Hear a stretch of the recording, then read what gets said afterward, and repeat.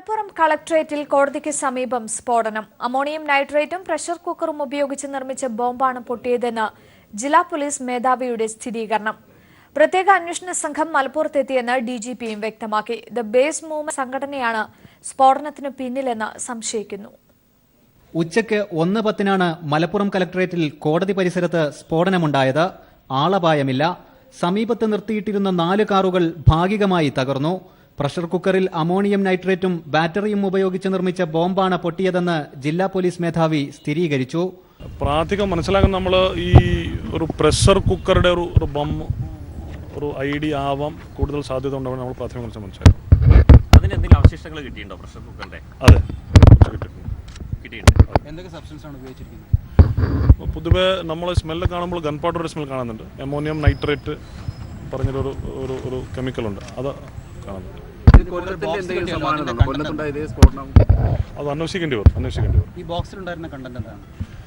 ബോക്സിൽ നമ്മൾ അതൊരു ബേസ് മൂവ്മെന്റ് പറഞ്ഞിട്ട് ഒരു സാധനത്തിൽ പേര് എഴുതിയിട്ടുണ്ട് മേളിൽ. അത് പൊട്ടിച്ചിട്ട് നമ്മൾ ഫോറൻസിക് അവിടെ ഫിംഗർ പ്രിന്റ് മറ്റക്കാരെ നോക്കിയിട്ട് മാത്രമേ തുറക്കുള്ളൂ. ബട്ട് അവിടെ മേളിൽ ബേസ് മൂവ്മെന്റ് പറഞ്ഞിട്ട് സംഗതി എഴുതിയിട്ടുണ്ട്. നിരോധിത അല്ലുമയുടെ പുതിയ പതിപ്പായ ദി ബേസ് മൂവ്മെന്റിന്റെ പേരിലുള്ള ലഘുലേഖകളും പെൻഡ്രൈവും തൊട്ടടുത്തു നിന്ന് കിട്ടി. ദാദ്രിയിൽ കൊല്ലപ്പെട്ട അഖ്ലാഖിനെ പിന്തുണക്കുന്ന വരികൾ ലഘുലേഖയിലുണ്ട്. പ്രത്യേക അന്വേഷണ സംഘം മലപ്പുറത്തെത്തിയെന്ന് ഡിജിപിയും അറിയിച്ചു. ആന്ധ്രയിലെ ചിറ്റൂർ, കർണാടകയിലെ മൈസൂർ, കൊല്ലം കലക്ടറേറ്റുകളിലുണ്ടായ സ്ഫോടനവുമായി സാമ്യമുണ്ടെന്ന് അന്വേഷണ ഉദ്യോഗസ്ഥർ പറഞ്ഞു. KT സ്വാലിഹ്, മലപ്പുറം. ഇന്ത്യ പാക് അതിർത്തിയിൽ വിവിധ മേഖലകളിൽ പാകിസ്ഥാൻ സേന നടത്തിയ വെടിവയ്പിൽ 8 ഗ്രാമീണർ കൊല്ലപ്പെട്ടു. കൊല്ലപ്പെട്ടവരിൽ 4 സ്ത്രീകളും 2 കുട്ടികളുമാണ്. ഇന്ത്യൻ സേന നടത്തിയ പ്രത്യാക്രമണത്തിൽ 2 പാക് സൈനികരെ വധിച്ചു. ജമ്മു, സാംബ, രജൌരി ജില്ലകളിലെ ഇന്ത്യൻ സൈനിക പോസ്റ്റുകളെയും ജനവാസ കേന്ദ്രങ്ങളെയും ലക്ഷ്യം വെച്ചായിരുന്നു പാകിസ്ഥാന്റെ വെടിവെപ്പ്.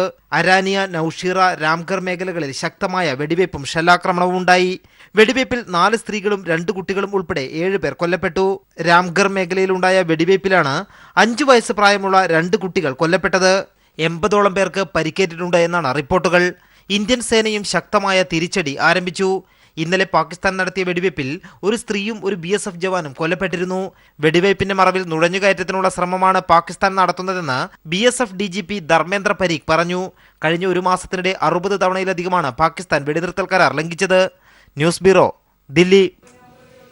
ഭോപ്പാൽ ഏറ്റുമുട്ടലിൽ ഇനി ഉന്നതതല തുടരന്വേഷണം നടത്തില്ലെന്ന് മധ്യപ്രദേശ് സർക്കാർ. NIA അന്വേഷണം തന്നെ പര്യാപ്തമാണെന്ന് മധ്യപ്രദേശ് ആഭ്യന്തരമന്ത്രി ഭൂപേന്ദർ സിംഗ് പറഞ്ഞു. അതേസമയം ഭോപ്പാൽ ഏറ്റുമുട്ടൽ വ്യാജമാണെന്ന് മുൻ സുപ്രീം കോടതി ജസ്റ്റിസ് മാർക്കണ്ഡേയ കട്ജു പ്രതികരിച്ചു.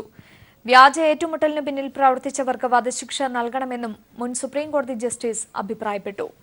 ഭോപ്പാൽ സംഭവത്തിൽ ജുഡീഷ്യൽ അന്വേഷണം വേണമെന്ന് പ്രകാശ് കാരാട്ടും പ്രതികരിച്ചു.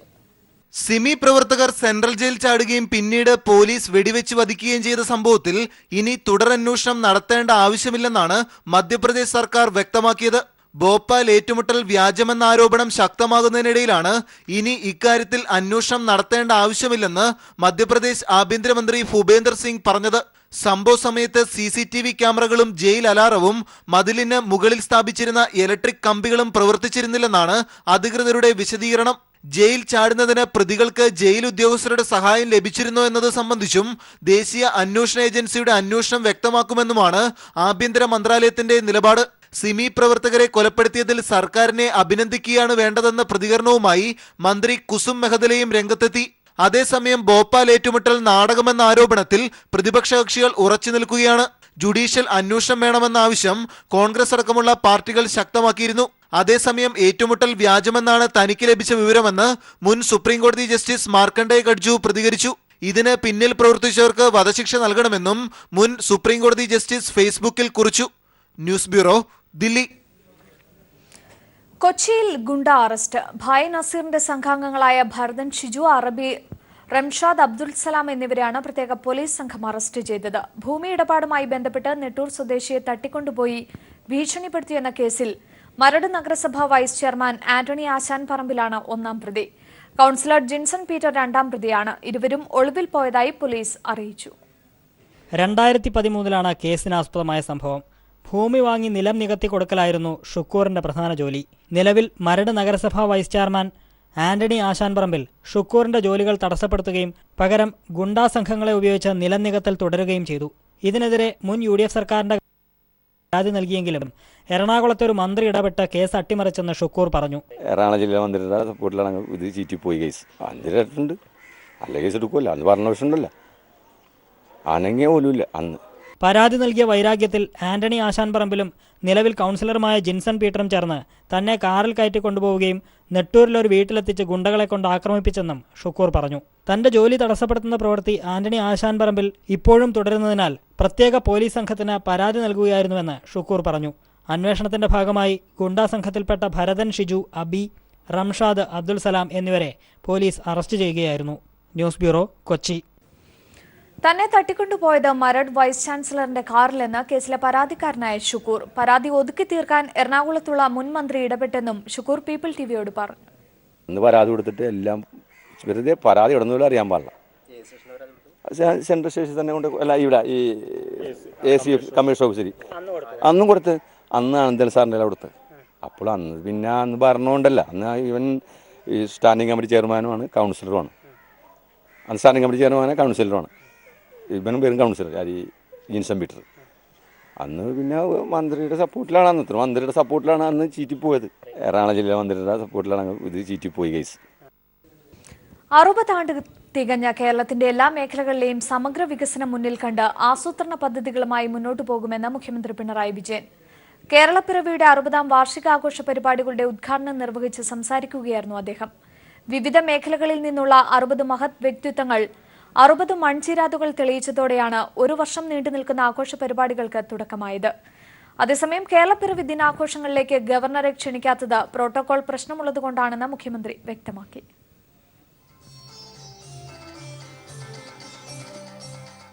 ഐക്യ കേരളത്തിന്റെ 60 ആണ്ട് വജ്രജൂബിലി ആഘോഷങ്ങൾക്ക് പ്രൗഢഗംഭീര തുടക്കം. ഉദ്ഘാടന സമ്മേളനത്തിന് മാറ്റേകാൻ സ്വാഗത സംഗീത നൃത്താവിഷ്കാരം.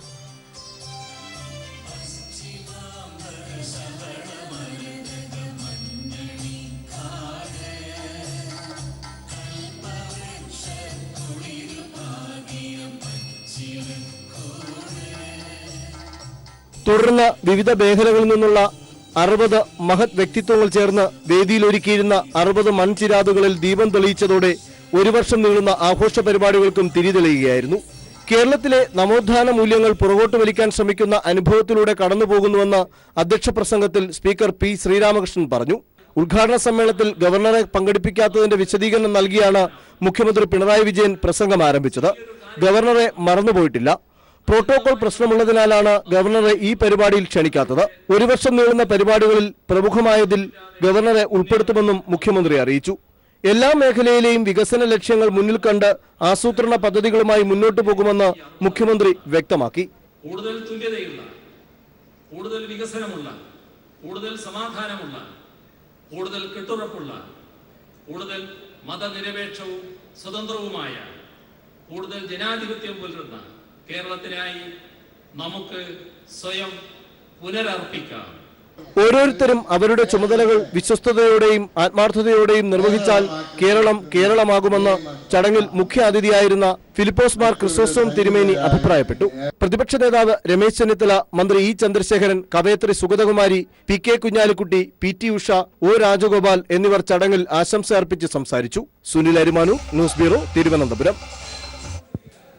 സംസ്ഥാനത്ത് മലയാള ഭാഷാ പഠനം നിർബന്ധമാക്കണമെന്ന് മുഖ്യമന്ത്രി പിണറായി വിജയൻ. PSCക്ക് മലയാളം മ്ലേച്ഛമാകുന്ന അവസ്ഥയാണെന്ന് മുഖ്യമന്ത്രി പറഞ്ഞു. വർദ്ധിക്കുന്ന ദേശവിരുദ്ധ നിലപാടുകൾക്കെതിരെ ശക്തമായ നിലപാട് സ്വീകരിക്കണമെന്ന് പ്രതിപക്ഷ നേതാവ് രമേശ് ചെന്നിത്തല ആവശ്യപ്പെട്ടു. പാർശ്വവൽക്കരിക്കപ്പെട്ടവരെ മുന്നോട്ട് നയിക്കാനുള്ള നിയമങ്ങൾ ഉണ്ടോയെന്ന് ആത്മവിമർശനം നടത്തണമെന്ന് സ്പീക്കറും കേരളപ്പിറവി ദിനത്തിൽ ഓർമ്മിപ്പിച്ചു. കേരളപ്പിറവിയുടെ 60ാം വാർഷികത്തിൽ നിയമസഭ പ്രത്യേക സമ്മേളനവും ചേർന്നു. കേരളത്തിന്റെ വിപ്ലവ ചരിത്രവും ഓർമ്മകളും നവയുഗവുമാണ് കേരളപ്പിറവിയുടെ 60ാം വാർഷികത്തിൽ കേരള നിയമസഭയിൽ നിറഞ്ഞുനിന്നത്. സംസ്ഥാനത്ത് മലയാള ഭാഷാ പഠനം നിർബന്ധമാക്കണമെന്ന് മുഖ്യമന്ത്രി പിണറായി വിജയൻ പറഞ്ഞു. PSCക്ക് മലയാളം മ്ലേച്ഛമാകുന്ന അവസ്ഥയാണെന്നും മുഖ്യമന്ത്രി കൂട്ടിച്ചേർത്തു. മലയാള ഭാഷ മലയാളികൾക്ക് നിർബന്ധമാക്കണം.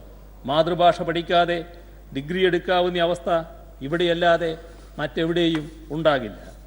PSCക്ക് മലയാളം മ്ലേച്ഛമായി തോന്നുന്ന സ്ഥിതി വേറെ ഒരിടത്തുമില്ല.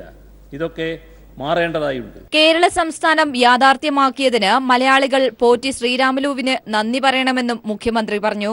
ജാതീയത, വർഗീയത, അസഹിഷ്ണുത എന്നിവ സംസ്ഥാനത്ത് വർദ്ധിച്ചുവരുന്നതായി പ്രതിപക്ഷ നേതാവ് രമേശ് ചെന്നിത്തല പറഞ്ഞു. ബഹുസ്വരങ്ങൾക്കെതിരായ നീക്കങ്ങളെ ചെറുക്കണമെന്നും ചെന്നിത്തല ആവശ്യപ്പെട്ടു. തെറ്റായ ദേശവിരുദ്ധ പ്രവർത്തനങ്ങൾക്കെതിരായി ശക്തമായി നമുക്ക് നിലകൊള്ളണം. വർഗീയതയ്ക്കെതിരായി, അസഹിഷ്ണുതയ്ക്കെതിരായി, ബഹുസ്വരതയ്ക്കെതിരെ ഉയർന്നു വരുന്ന ശബ്ദങ്ങൾക്കെതിരായി ശക്തമായ നിലപാട് സ്വീകരിക്കാൻ നമുക്ക് കഴിയണം സർ. ജാതി മതാതീതമായ ജനപക്ഷ രാഷ്ട്രീയമാണ് കേരളത്തെ മുന്നോട്ട് നയിക്കുന്നതെന്ന് സ്പീക്കർ പി ശ്രീരാമകൃഷ്ണൻ ഓർമ്മിപ്പിച്ചു. സമൂഹത്തിൽ ഭരണഘടനയുടെ സംരക്ഷണം ലഭിക്കേണ്ട പാർശ്വവൽക്കരിക്കപ്പെട്ട പല വിഭാഗങ്ങളും ഉണ്ട്. അത്തരം വിഭാഗങ്ങളെ കണ്ടെത്തി നിയമസംരക്ഷണത്തിൻ്റെ പരിധിയിൽ കൊണ്ടുവരിക എന്ന ദൗത്യം നിർവഹിക്കപ്പെടുന്നുണ്ടോ എന്ന ആത്മവിമർശനം ഈ സഭ നടത്തേണ്ടതുണ്ട് എന്ന് ചെയർ കരുതുന്നു. കേരളത്തിന്റെ കയറ്റിറക്കങ്ങളിൽ സാക്ഷിയും സഹായിയുമാകാൻ കഴിഞ്ഞതിന്റെ സന്തോഷം ഭരണപരിഷ്കാര കമ്മീഷൻ അധ്യക്ഷനും മുൻ മുഖ്യമന്ത്രിയും പ്രതിപക്ഷ നേതാവുമായിരുന്ന VS അച്യുതാനന്ദൻ പങ്കുവച്ചു. കക്ഷിനേതാക്കൾക്ക് പുറമെ മുൻ മുഖ്യമന്ത്രി ഉമ്മൻചാണ്ടിയും നിയമസഭയുടെ പ്രത്യേക സമ്മേളനത്തിൽ ആശംസകൾ നേർന്നു. നിയമസഭയിൽ നിന്നും S. ഷീജ. കേരളപ്പിറവി ആഘോഷങ്ങളുമായി ബന്ധപ്പെട്ട് ഉയർന്നുവരുന്ന വിവാദങ്ങൾ അനാവശ്യമെന്ന് കോടിയേരി ബാലകൃഷ്ണൻ. ഒരു വർഷം നീണ്ടു നിൽക്കുന്ന ആഘോഷങ്ങളിൽ ഗവർണർ ഉൾപ്പെടെയുള്ളവരെ ക്ഷണിക്കുമെന്നും കോടിയേരി ബാലകൃഷ്ണൻ പറഞ്ഞു. ആരും നിരാശപ്പെടേണ്ടുന്ന കാര്യമില്ല. എല്ലാവർക്കും മാന്യമായിട്ടുള്ള നിലയിലാണ് കൊടുക്കുക. ഇന്നത്തെ ചടങ്ങ് ഇവിടെ നടത്തിയിട്ടുള്ളൊരു ചടങ്ങെന്നുള്ള നിലയിൽ അത് പ്രോട്ടോക്കോളും മറ്റും പരിഗണിച്ചുകൊണ്ട് ഗവർണർ വരുമ്പോൾ അതിൻ്റെതായ രീതിയിലുള്ള പ്രാധാന്യം ഗവർണർക്ക് കൊടുക്കും. അത് സംബന്ധിച്ച് അനാവശ്യമായിട്ടുള്ള വിവാദങ്ങൾ ഉണ്ടാക്കേണ്ടുന്ന കാര്യമില്ല. ഈ പരിപാടി നല്ല നിലയിൽ വിജയിച്ചപ്പോൾ അതിൻ്റെ ശോഭ കെടുത്തുന്നതിന് വേണ്ടിയിട്ടാണ് ഇത്തരത്തിലുള്ള വിവാദങ്ങൾ കുത്തിപ്പൊക്കുന്നത്. കേരളപ്പിറവിയുടെ 60ാം വാർഷികാഘോഷങ്ങൾക്ക് തന്നെ ക്ഷണിച്ചിരുന്നതായി മുൻ മുഖ്യമന്ത്രി AK ആന്റണി. എന്നാൽ ക്ഷണക്കത്തിൽ പേരില്ലാത്തതുകൊണ്ടാണ് താൻ ചടങ്ങിൽ പങ്കെടുക്കാത്തതെന്നും ആന്റണി തിരുവനന്തപുരത്ത് പ്രതികരിച്ചു. ക്ഷണിച്ചിരുന്നു. പരിപാടിയുടെ നോട്ടീസ് കണ്ടപ്പോൾ പങ്കെടുക്കുന്നത് ശരിയില്ലെന്ന് തോന്നി. ഇതിനപ്പുറത്തൊന്നും പറയുന്നില്ല. പരിപാടിയിൽ ഞാനില്ലാന്ന് മനസ്സിലാക്കിയപ്പോൾ ഞാൻ പങ്കെടുക്കുന്നില്ല. കേരളപ്പിറവിയുടെ 60ാം വാർഷിക പരിപാടികൾക്ക് AK ആന്റണിയുടെ പേരില്ലാത്തതിലും ഉമ്മൻചാണ്ടിയെ ക്ഷണിക്കാത്തതും അനാദരവാണെന്ന് KPCC അധ്യക്ഷൻ VM സുധീരൻ.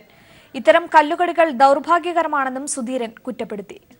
ഭാഗ്യവശാൽ ഈ പരിപാടികളുടെ സംഘാടനത്തിൽ, നടത്തിപ്പിൽ ചില കല്ലുകടി ഉണ്ടായി എന്നുള്ളത് വളരെ നിർഭാഗ്യകരമാണ് എന്ന് പറയാനാകൂ. ആന്റണിയെ ക്ഷണിച്ചു, പക്ഷേ പരിപാടിയിൽ ഉൾപ്പെടുത്തിയിട്ടില്ല, പ്രസിദ്ധീകരിക്കേണ്ട പരിപാടിയിൽ ഉൾപ്പെടുത്തിയിട്ടില്ല. ഉമ്മൻചാണ്ടിയെ പരിപാടിക്ക് പോലും ക്ഷണിച്ചിട്ടില്ല. ഈ ഒരു സാഹചര്യം തീർത്തും ഒഴിവാക്കേണ്ടതായിരുന്നു. കേരളപ്പിറവിയുടെ 60ാം വാർഷികാഘോഷങ്ങൾക്ക് തിളക്കമേകി കലാസാംസ്കാരിക പരിപാടികൾ.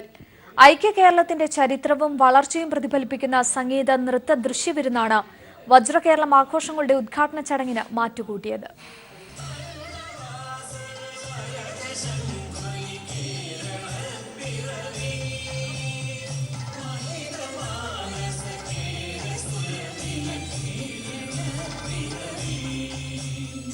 ഐക്യ കേരളത്തിന്റെ പിറവി മുതൽ സമകാലീന കേരളം വരെയുള്ള വളർച്ചയെ അടയാളപ്പെടുത്തുന്ന കാവ്യ നൃത്ത ദൃശ്യവിരുന്നാണ് വജ്രകേരളം പരിപാടിയുടെ ഉദ്ഘാടന ചടങ്ങിനോടനുബന്ധിച്ച് അരങ്ങേറിയത്.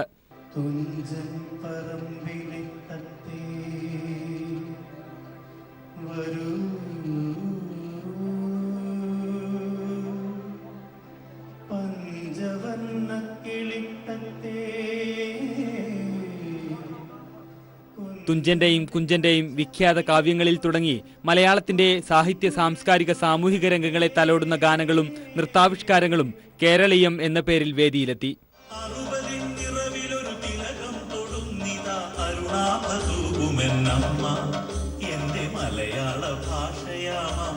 ദൃശ്യകലാസമന്വയമായി മലയാള കാഴ്ച.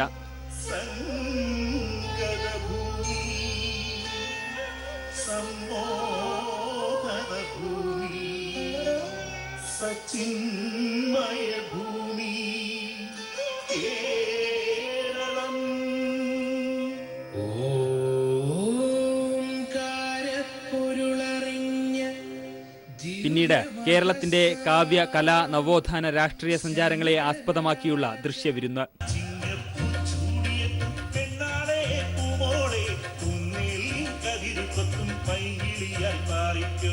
ും അങ്ങനെ ഐക്യ കേരളത്തിന്റെ ഷഷ്ടിപൂർത്തി ആഘോഷങ്ങളുടെ ഉദ്ഘാടന വേദി നാടിന്റെ ചരിത്രവും വർത്തമാനവും സ്പർശിച്ച കലാവിരുന്നിനാൽ പ്രൗഢോജ്വലമായി.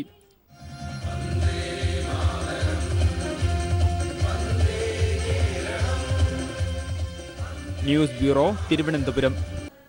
തിരികെ വാർത്തകളിലേക്ക്. ബി.ജെ.പി. നിയമസഭാ തെരഞ്ഞെടുപ്പ് ഫണ്ട് ചെലവഴിച്ചതിൽ ക്രമക്കേടെന്ന ആരോപണം. 400 കോടി രൂപയുടെ ഫണ്ട് ചെലവഴിച്ചതിൽ ക്രമക്കേടെന്നാണ് ആരോപണം ഉയർന്നിരിക്കുന്നത്. 3 സ്ഥാനാർത്ഥികൾ ഒഴികെ ആരും കണക്ക് ഹാജരാക്കിയിട്ടില്ല. ദേശീയ നേതൃത്വത്തിന് പരാതി നൽകാൻ ഒരു വിഭാഗം തീരുമാനിച്ചു. തെരഞ്ഞെടുപ്പ് ഫണ്ട് ചെലവഴിച്ചതിൽ ബി.ജെ.പിയിലെ തർക്കം പൊട്ടിത്തെറിയിലേക്ക് നീങ്ങുകയാണ്. പരാതിയുമായി ദേശീയ നേതൃത്വത്തെ സമീപിക്കാൻ ഒരു വിഭാഗം നേതാക്കൾ തീരുമാനിച്ചു. തെരഞ്ഞെടുപ്പ് കഴിഞ്ഞ് മാസങ്ങൾ പിന്നിട്ടിട്ടും 4 സ്ഥാനാർത്ഥികൾ മാത്രമാണ് കണക്ക് നൽകിയത്. ഒ. രാജഗോപാൽ, കുമ്മനം രാജശേഖരൻ, കെ. സുരേന്ദ്രൻ, എം.ടി. രമേശ് എന്നിവരൊഴികെ മറ്റാരും കണക്ക് നൽകിയിട്ടില്ല. മുൻ സംഘടനാ സെക്രട്ടറി ഉമാകാന്തനും സഹസെക്രട്ടറി സുഭാഷിനുമായിരുന്നു തെരഞ്ഞെടുപ്പ് ചുമതല. ഇരുവരും ഫണ്ടിൽ ക്രമക്കേട് നടത്തിയെന്ന ആരോപണവും ശക്തമാണ്. ആരോപണത്തെ തുടർന്ന് ഉമാകാന്തനെ സെക്രട്ടറി സ്ഥാനത്തു നിന്നും മാറ്റിയിരുന്നു. 400 കോടിയോളം രൂപ ബി.ജെ.പി. ദേശീയ നേതൃത്വം തെരഞ്ഞെടുപ്പ് ചെലവിലേക്ക് നൽകിയതായാണ് മുതിർന്ന നേതാക്കളിൽ നിന്ന് ലഭിക്കുന്ന വിവരം.